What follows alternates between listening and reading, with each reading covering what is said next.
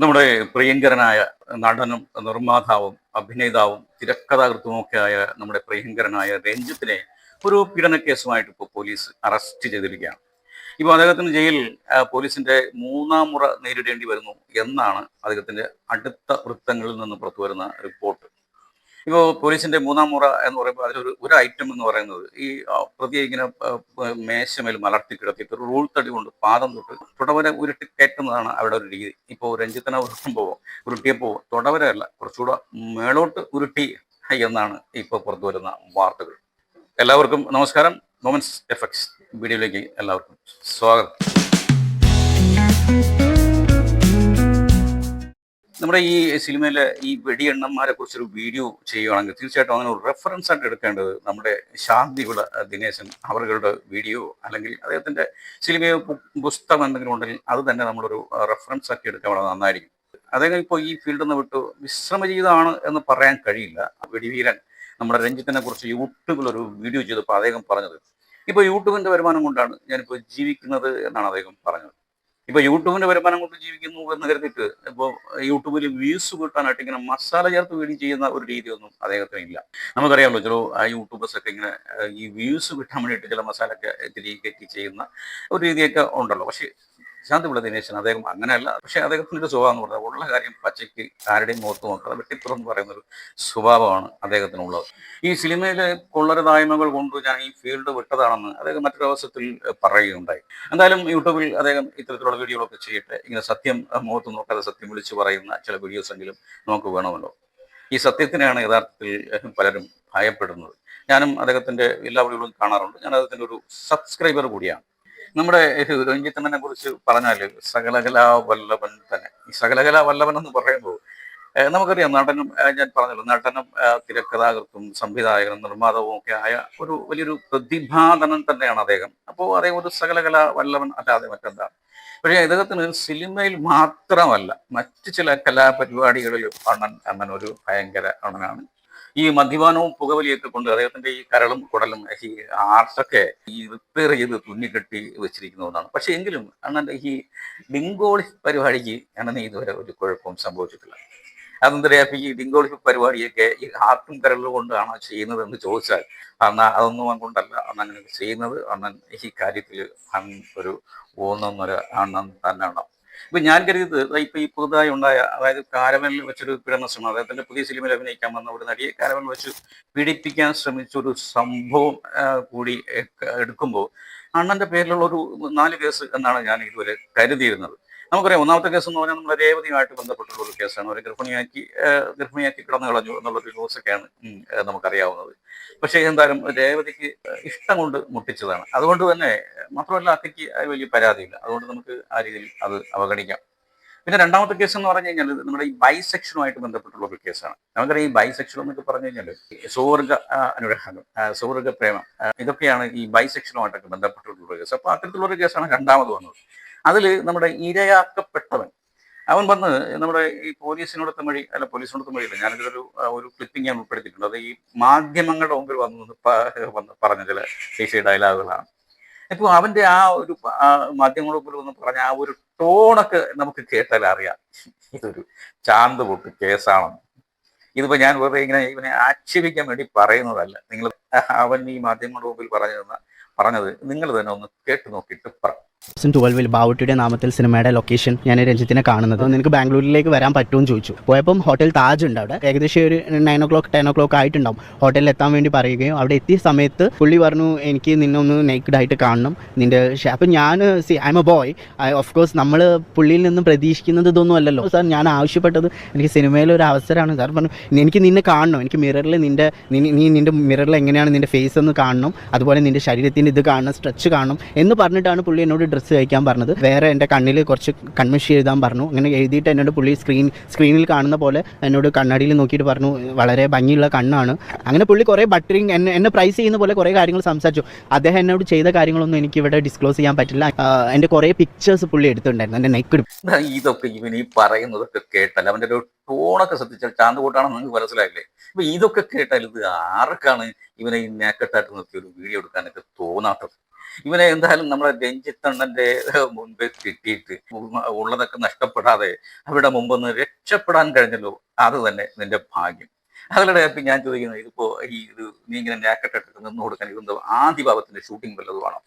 ആദിഭാവത്തിൽ പോലും ദൈവം ആദം ഹവ എന്നിങ്ങനെ നെറ്റി വിളിച്ചപ്പോൾ ദൈവത്തിന്റെ മുമ്പിൽ വന്നു നിന്ന് ആദത്തിനും അവയ്ക്കും നാണം മറയ്ക്കാനായിട്ട് ഒരു ഇലയെങ്കിലും ഉണ്ടായിരുന്നു. നീ എന്തിനാ ഇപ്പൊ ഈ രഞ്ജിത്തണ്ണ ഇങ്ങനെ നീട്ടി വിളിച്ചപ്പോ അന്ന് നാക്കട്ടായിട്ട് വന്ന് നിന്ന് കൊടുത്തത്?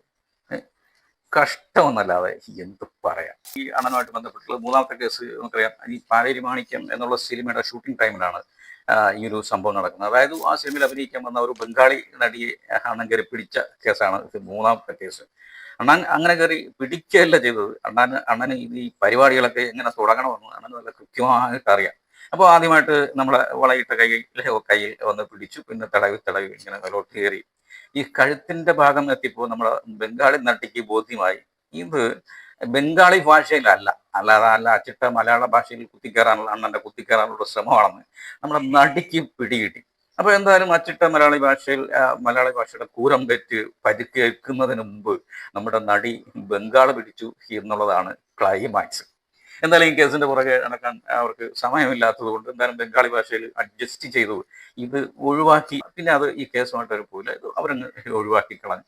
അല്ല അവന്റെ ഈ മറ്റേ ഭാഗ്യമെന്നല്ലാതെ എന്ത് പറയാൻ. ഇപ്പോൾ അങ്ങനെയൊക്കെ അണ്ണൻ ഇങ്ങനെ പടർന്ന് പന്തലിച്ച് ഇങ്ങനെ വിചാരിച്ചു നിൽക്കുമ്പോഴാണ് അണ്ണന്റെ അടുത്ത പീഡന കേസ് പുറത്തു വരുന്നത്. ഇതൊക്കെ അണ്ണൻ ഇങ്ങനെ കണ്ടിന്യൂ ചെയ്യുന്നത് ഇപ്പൊ ഈ കഴിഞ്ഞു പോയ സംഭവങ്ങൾ, പീഡന കഥകളൊക്കെ ഇങ്ങനെ വളവളാന്നായി ഇങ്ങനെ ഒലിച്ചു പോവും എന്നൊക്കെ കരുതിയിട്ടാകാം. അതല്ലെങ്കിൽ ഇപ്പൊ കാരവൽക്കുന്ന തണുപ്പൊന്നും മാറ്റാൻ വേണ്ടിയിട്ടും ആകാം അണ്ണന്റെ അടുത്ത പരിപാടി. അതായത് അണ്ണന്റെ പുതിയ സിനിമയായ എനിക്ക് തോന്നുന്നു ലോ ആൻഡ് ഓർഡർ, അങ്ങനത്തെ സിനിമയാണെന്ന് തോന്നുന്നു. ഇപ്പോൾ ലോ ആൻഡ് ഓർഡറിൽ അഭിനയിക്കാൻ വന്ന ഒരു നടിയെ കാരവനിൽ വിളിച്ചു വരുത്തി പിടിപ്പിക്കാൻ ശ്രമിച്ചു എന്നുള്ളതാണ് അണ്ണനെതിരെ ഇപ്പോൾ ഉണ്ടായിട്ടുള്ളൊരു കേസ്. അതായത് കാരവനിൽ നിന്ന് ഇറങ്ങി ഓടിയ നടി പോലീസ് പരാതിപ്പെടുകയുണ്ടായി. അതായത് നമ്മുടെ മായാവി സിനിമയിൽ പറയുന്നത് പോലെ പരാതി കൊടുത്ത ആ നിമിഷം തന്നെ നമ്മുടെ പോലീസ് നടപടിയെടുത്തു. അതായത് നമ്മുടെ രഞ്ജിത്തണ്ണനെ പോലീസ് കസ്റ്റഡിയിലെടുത്തു. അണ്ണൻ രഞ്ജിത്തണ്ണനെ പോലീസ് കസ്റ്റഡിയിലെടുത്തു എന്ന് പറയുന്നതിലുപരി അങ്ങ് തടി തപ്പാൻ ശ്രമിച്ച നമ്മുടെ രഞ്ജിത്തണ്ണനെ വഴിയിട്ടു ഓടിച്ചിട്ട് പിടിച്ചു കസ്റ്റഡിയിലെടുത്തു എന്ന് വേണം പറയാൻ. എന്തായാലും സംഗതി കോണാത്തുനിന്ന് പോയതുപോലെ ആയി. ഇപ്പോൾ നമ്മുടെ രഞ്ജിത്തണ്ണന്റെ അറസ്റ്റ് എന്നൊക്കെ പറയുമ്പോൾ നമ്മുടെ കേരള പോലീസിന്റെ നീതി നിർവഹണത്തിന്റെ ഉദാത്തമായ ഉദാഹരണം ആണോ, അതല്ലെങ്കിൽ ആകെ ചളങ്കെട്ട് നാറി ചുളിഞ്ഞിരിക്കുന്ന നമ്മുടെ മുഖ്യൻ പിണറായി വിജയന്റെ മുഖം രക്ഷിക്കാനുള്ള ഒരു അടവ് തന്ത്രത്തിന്റെ ഭാഗമാണോ എന്നൊന്നും അറിയില്ല. എന്തായാലും കോൺഗ്രസ്സുകാരൊന്ന് സൂക്ഷിക്കുന്നത് നന്നായിരിക്കും. അപ്പൊ ഇതൊന്നും അല്ലെങ്കിൽ ഡിവൈഎഫ്ഐയുടെ ഭാരവാഹി തൊട്ട് തെളിയുക തന്നെ വേണം. 1976 SFIയിൽ തുടങ്ങിയതാണ് ജീവിതം. അതുകൊണ്ട് അതൊന്നൊരു വിഷയമൊന്നല്ല. അപ്പോൾ ഡിവൈഎഫ്ഐയുടെ ഭാരവാഹി തൊട്ട് നമ്മുടെ CPMന്റെ സന്തത സഹചാരിയായ നമ്മുടെ ശവസംസ്കാര മന്ത്രി നമ്മുടെ സജി ചെറിയാന്റെ വാക്കി പറഞ്ഞാൽ പ്രതിഭാധനനായ നമ്മുടെ രഞ്ജിത്ത് അവറുകളെ പോലീസിന് അറസ്റ്റ് ചെയ്യാനുള്ള, കസ്റ്റഡിയിൽ എടുക്കാനുള്ള ധൈര്യം ഉണ്ടായത് ഈ ഇലക്ഷൻ ആയതുകൊണ്ട് മാത്രമാകാം. രഞ്ജിത്ത് ചലച്ചിത്ര അക്കാദമിയുടെ ചെയർമാനായത് 2021-24 കാലഘട്ടത്തിലാണ്. ആ സമയത്താണ് ഈ ഹേമ കമ്മിറ്റി റിപ്പോർട്ട് പുറത്തു വരുന്നത്. ആ സമയത്താണ് ഇദ്ദേഹത്തിന്റെ റിപ്പോർട്ടിലാണ് ഇദ്ദേഹത്തിന്റെ ചില ഈ പീഡന കഥകളൊക്കെ പുറത്തു വരുന്നത്. അപ്പൊ ഈ സമയം ഈ പീഡന കഥകളൊക്കെ പുറത്തു വന്നപ്പോഴും നമ്മുടെ സർക്കാരോ അല്ലെങ്കിൽ നമ്മുടെ ശവസംസ്കാര മന്ത്രി സജി ചെറിയാനോ ഇദ്ദേഹം രാജിവെക്കണം എന്നൊന്നും അവർ ആവശ്യപ്പെട്ടിട്ടില്ല. ആ രാജിയൊക്കെ നമ്മുടെ രഞ്ജിത്ത് അദ്ദേഹത്തിന്റെ സ്വന്തം ഇഷ്ടപ്രകാരമായിരുന്നു. അതല്ലാതെ മറ്റെന്താണ് മറ്റൊരു വഴിയുമില്ല. അത് രാജിവെച്ച് മതിയാകുമായിരുന്നുള്ളൂ. ഇപ്പൊ എന്തായാലും ഈ പീഡന കേസോടുകൂടി പെട്ടുമോനെ, നാറിമോനെ രഞ്ജിത്തെ. കൊച്ചനെ ജയിലിലെ ചാപ്പാടൊക്കെ കുറെ ഉണ്ടതാ. പണ്ടേ ഉണ്ടയായിരുന്ന കാലത്തുള്ള പഴക്കവാ അതുകളാ. നിന്റെ DYSP വിളിച്ചപ്പോ എന്നെ പ്രതിയാക്കില്ല, ഞാൻ പ്രതിയല്ല എന്നാണല്ലോ പറഞ്ഞത്. എന്തായാലും താങ്കൾ പറഞ്ഞതുപോലെ ഉണ്ടയൊന്നുമല്ല. എന്തായാലും ഇപ്പൊ ജയിലിനുള്ളിലെ ചപ്പാത്തി കുറച്ച് ദിവസം തിന്നേണ്ടി വരും. അദ്ദേഹത്തെ ഇപ്പോൾ 14 ദിവസം എറണാകുളം ജുഡീഷ്യൽ കസ്റ്റഡിയിൽ വിട്ടു എന്നുള്ളതാണ് ലേറ്റസ്റ്റ് ന്യൂസ്. അതുകൊണ്ട് തന്നെ എന്തായാലും ഈ മേശപ്പുറത്ത് കിടത്തിയുള്ള റൂൾത്തടി ഉരുട്ടൊന്നും ഉണ്ടാകില്ല. ഒരു കാര്യം പറയേണ്ടത്, ഇപ്പോൾ ഇദ്ദേഹത്തെ അറസ്റ്റ് ചെയ്ത പോലീസ് എന്നൊക്കെ പറഞ്ഞു കഴിഞ്ഞാൽ എല്ലാം ഇപ്പോൾ സർക്കാരിനെ അനുകൂലിക്കുന്നു അല്ലെങ്കിൽ CPM ഈ പാർട്ടിയെ ഇഷ്ടപ്പെടുന്നു പോലീസുകാരൊന്നും അല്ല. ഈ പാർട്ടിയെ ഇഷ്ടപ്പെടാത്തവരും ഈ രാഷ്ട്രീയം ഇഷ്ടപ്പെടാത്തവരും അല്ലെങ്കിൽ മറ്റു പാർട്ടി പ്രവർത്തിക്കുന്ന പോലീസുകാരും ഒക്കെ ഉണ്ടല്ലോ. എന്തായാലും അവരുമൊന്നും ഇങ്ങനെയൊന്നും ഉരുട്ടാനുള്ളൊരു സാധ്യതയൊന്നുമില്ല. ജുഡീഷ്യൽ കസ്റ്റഡിയിലായതുകൊണ്ട് സാധ്യമല്ല. പക്ഷേ ഇദ്ദേഹത്തെ പോലുള്ളവരെയൊക്കെ ഉരുട്ടണമെങ്കിൽ അത് എന്ത് പിടിച്ചു വെച്ച് ഉരുട്ടണം എന്ന് ഞാനിവിടെ പ്രത്യേകം പറയേണ്ടതില്ലല്ലോ. അപ്പോൾ ഇത്രയും പ്രതിഭാധനനായ ഒരു വ്യക്തിയെക്കുറിച്ച് ഇത്തരത്തിൽ ആക്ഷേപം പറയുന്നത് ശരിയാണോ എന്നൊക്കെ നിങ്ങൾ ചോദിച്ചാൽ അതാ നിങ്ങളുടെ ഈ ശാന്തിവിള ദിനേശൻ പറയുന്നതൊന്ന് കേട്ടിട്ട് പറ. വെള്ളമടിച്ചും പുകവലിച്ചും അതിനെല്ലാം തീർത്തു. ഇന്റേണലായിട്ട് ശ്രീനിവാസനെ പോലെ തന്നെ എല്ലാം തുലച്ചു. അപ്പോൾ അതിൽ കരള കൂമ്പോ എന്തോ വെട്ടിയെടുത്ത് വേറെ ആരുടെ വച്ചു പിടിപ്പിച്ചു എന്ന് പറയുന്നു. എന്നിട്ട് പോലും RMS പോലെ ഇയാൾ പ്രവർത്തിക്കുന്നു. RMS എന്ന് പറഞ്ഞാൽ അറിയാമല്ലോ, റെസ്റ്റ്ലെസ് മെയിൽ സർവീസ് ആണല്ലോ. ഒരിക്കലും അവധിയില്ലല്ലോ RMSൽ. വരുന്ന ട്രെയിനുകളിലെല്ലാം ഈ ബാഗ് കയറ്റി വിടുകയും ബാഗ് ഇറക്കുകയൊക്കെ വേണമല്ലോ. അപ്പോൾ RMSനെ പോലെ എന്തിനാണ് ഈ പ്രായത്തിൽ, ഏറ്റവും ചുരുങ്ങിയതായ ഒരു 60 വയസ്സ് വരാം, ഈ 60 വയസ്സിനിടയിൽ എന്തെല്ലാം ഗുണ്ടാമണ്ടികൾ അയാൾ കാണിക്കുന്നു എന്ന് ആലോചിച്ചൊക്കെ. ഒരു ചെറ്റ പെണ്ണുപിടിയനാണ് എന്നുള്ളതിന് ഒരിക്കലും ഞാൻ സാക്ഷിയായിരുന്നു. മലയാള സിനിമ നിറഞ്ഞു നിൽക്കുകയാണ് ആ ഹോട്ടലിലെ ഓരോ കോറിഡോറിലും. അവിടേക്ക് സ്വപ്ന സുന്ദരിയെപ്പോലെ ഒരു മാദക തിടമ്പ് നടന്നു വരെയാണ് അങ്ങ് ദൂരെയെന്ന്. രാത്രിയാണെങ്കിലും നമുക്ക് കാണാം. നന്നായി സാരി ധരിച്ചിട്ടുള്ളതിനാൽ സൗന്ദര്യം കുറേ കൂടി വഴിഞ്ഞൊഴുകുന്ന പോലെ എനിക്ക് തോന്നി. അവർ തിരക്കി വരുന്നത് ഈ മഹാനെ തേടിയാണ് എന്ന് വ്യക്തം. ദൂരെയെന്ന് ആ ഭവതി വരുന്നത് കണ്ടപ്പോൾ ഫിറ്റായി നിൽക്കുന്ന ഭവാൻ ഒന്ന് ഇളകി. അയാൾ പറഞ്ഞ ഡയലോഗ്, എനിക്ക് ഇന്നത്തേക്കുള്ള ഭക്ഷണം അതാ വരുന്നു, സകലകലാ വല്ലഭ അടുത്തെത്തിയതും. ആക്രാന്തത്തോടെ ഒരൊറ്റ പിടി പിടിച്ചു നമ്മുടെ സംവിധായകൻ. അരക്കെട്ടിൽ പിടിച്ചിട്ട് ഒന്ന് ആസ്വദിച്ച് കറക്കി ഭവതിയെ. അവളാണെങ്കിൽ ആവേശഭരിതമായി, അവൾക്ക് ഒരു നാണവുമില്ല, ആവേശഭരിതമായി അവൾ ചിരിച്ചു. ഒരു കൊലച്ചിരി എന്നാണ് എനിക്ക് തോന്നിയത്. ഇന്ന് അവനെ കൊല്ലും എന്നെനിക്ക് തോന്നി അവളെ ചിരി കണ്ടപ്പോൾ. ഞാനടക്കമുള്ളവരുടെ മുന്നിൽ വെച്ച് അയാൾ അവൾക്ക് ഒരു 1.5 കിസ് കൊടുത്തു. അപ്പോൾ ഇതൊക്കെ നിങ്ങൾ കേട്ടപ്പോൾ നിങ്ങൾക്ക് മനസ്സിലായില്ലേ ഈ കാര്യത്തിലൊക്കെ നമ്മുടെ രഞ്ജിത്തണ്ണൻ PhD എടുത്ത ആളാണെന്ന് നിങ്ങൾക്ക് മനസ്സിലായില്ലേ?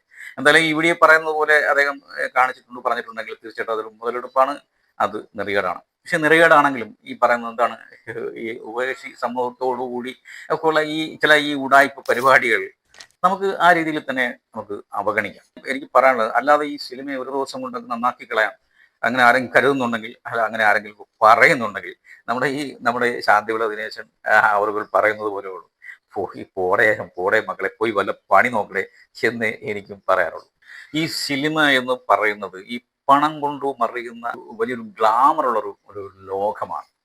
അപ്പോൾ ഇതിനകത്തൊന്ന് കയറി പറ്റാൻ, അല്ലെങ്കിൽ പണത്തിന് വേണ്ടി വരുന്നത്, അല്ലെങ്കിൽ ഗ്ലാമറിന് വേണ്ടി വരുന്ന ഒത്തിരി പെൺകുട്ടികൾ, ചെറുപ്പക്കാർ പെൺകുട്ടികളൊക്കെ ഇതിനെ ആകർഷിക്കപ്പെട്ടതിലേക്ക് കടന്നു വരുന്നുണ്ട്. എന്തും ത്യജിക്കാനും, ഇതിനുവേണ്ടി പണത്തിന് വേണ്ടിയും ഗ്ലാമറിന് വേണ്ടിയും എന്തും ത്യജിക്കാനും സഹിക്കാനും തയ്യാറായിട്ട് തന്നെയാണ് ഇവരൊക്കെ വരുന്നത്.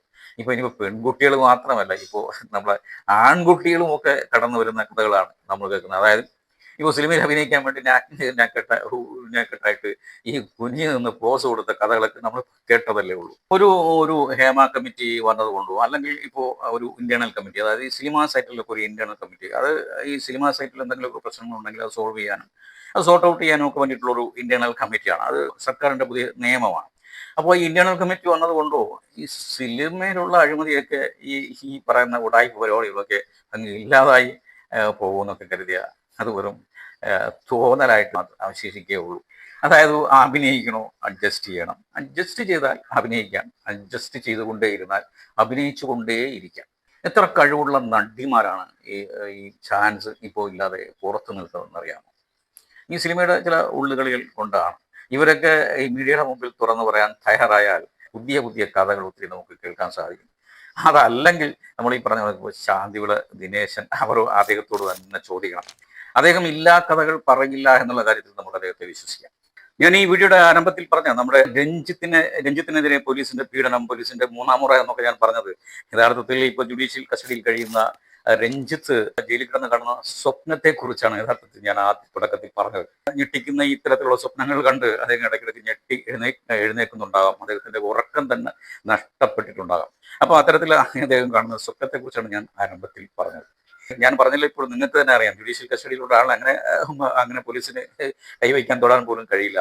പക്ഷേ ഈ നമ്മുടെയൊക്കെ അത്ഭുതപ്പെടുത്തുന്നത്, ഇത്ര ധൃതി വെച്ച് ഇങ്ങനെ ഒരു പരാതി വന്ന ഉടൻ തന്നെ ഇത്ര ധൃതി വെച്ചുള്ള ഒരു പോലീസിനോട് നീക്കവും അറസ്റ്റും ജുഡീഷ്യൽ കസ്റ്റഡിയൊക്കെ ആലോചിക്കുമ്പോൾ നമുക്ക് ചില സംശയങ്ങളൊക്കെ നമുക്ക് ഉണ്ടാകുന്നുണ്ട്. കാരണം CPM-ന്റെ ഒരു സ്വഭാവം വെച്ച് CPM-ന്റെ അനുഭാവികളെയൊക്കെ ഏത് തരത്തിലും എത്ര കേസ് കൊണ്ടാലും അവരെയൊക്കെ രക്ഷിക്കുന്ന ഒരു നിലപാടാണ് പാർട്ടി ഇതുവരെ സ്വീകരിച്ചിട്ടുള്ളത്. പക്ഷേ രഞ്ജിത്തിന്റെ ഈ ഒരു പരാതിയിൽ അത്ര ഒരു നിലപാടല്ല, വളരെ കർശനമായ ഒരു നിലപാട് ഗവൺമെന്റ് എടുക്കുന്നതും പോലീസ് എടുക്കുന്നതൊക്കെയാണ് നമ്മൾ കണ്ടത്. അതുകൊണ്ട് തീർച്ചയായിട്ടും നമുക്ക് ഒരു രാഷ്ട്രീയം മണക്കുന്നുണ്ട്. അതായത് നമ്മുടെ ഗവൺമെന്റിന്റെ മുഖം രക്ഷിക്കാനുള്ള ഒരു രാഷ്ട്രീയ അടവുതന്ത്രത്തിന്റെ ഭാഗമാണോ എന്ന് നമുക്ക് ന്യായമായിട്ടും സംശയിക്കാം. അപ്പോൾ ഒരു പക്ഷേ ഇനിയിപ്പോൾ ഇലക്ഷൻ അവസാനിക്കും, പ്രചരണമൊക്കെ അവസാനിക്കും, 2 ദിവസം, ഇന്നും നാളെയും കൂടെ മാത്രമാണ് അവശേഷിക്കുന്നത്. അപ്പോൾ ഇതിനിടയിൽ കോൺഗ്രസിന് എതിരായിട്ട് ഇത്തരത്തിലുള്ളൊരു ഗൂഢാലോചനയൊക്കെ, ഇത്തരത്തിലുള്ളൊരു പീഡന കഥകളൊക്കെ ചിലപ്പോൾ സൃഷ്ടിക്കപ്പെടാനുള്ളൊരു സാധ്യതയുണ്ട്. അങ്ങനെയാണെങ്കിൽ രഞ്ജിത്ത് പുറത്തു നിൽക്കുമ്പോൾ മറ്റാരെയും പിടിച്ച് അങ്ങനെ അകത്തിടാൻ പറ്റില്ല. അപ്പോൾ അതിന് മുൻകൂട്ടിയുള്ള ഒരു സർക്കാരിൻ്റെ ഒരു അടവ് നയത്തിന്റെ ഭാഗമാണോ എന്നൊക്കെ നമുക്ക് ന്യായമായിട്ടും സംശയിക്കാം. നമ്മളിതൊരു കാര്യം പ്രത്യേകം ശ്രദ്ധിക്കേണ്ടത്, എല്ലാ അസന്നിഗ്ധ ഘട്ടങ്ങളിലും ഒക്കെ നമ്മുടെ രഞ്ജിത്തിനോടൊപ്പം കൂടെ നിൽക്കുന്ന നമ്മുടെ ഈ ശവസംസ്കാര മന്ത്രി സജി ചെറിയാന്റെ പൊടി പോലും കാണാനില്ല. എന്തായാലും ഇതൊക്കെ മാറ്റി നിർത്തിയാൽ തീർച്ചയായിട്ടും നമ്മുടെ മഹാനടനായ, നമ്മളെയൊക്കെ വിട്ടുപിരിഞ്ഞു പോയ നമ്മുടെ ഒടുവിൽ ഉണ്ണികൃഷ്ണന്റെ ഒരു ശാപം കൂടി ഉണ്ടാവും. അങ്ങനെ ഇതൊക്കെ കണക്ക് തീർത്ത് പറഞ്ഞ് അവസാനിപ്പിക്കാതെ അങ്ങനെ ഇവിടം പൊട്ടു പോകാൻ കഴിയില്ലല്ലോ. അപ്പോൾ ശരി, നമുക്ക് മറ്റൊരു വീഡിയോയുമായി വീണ്ടും കാണാം.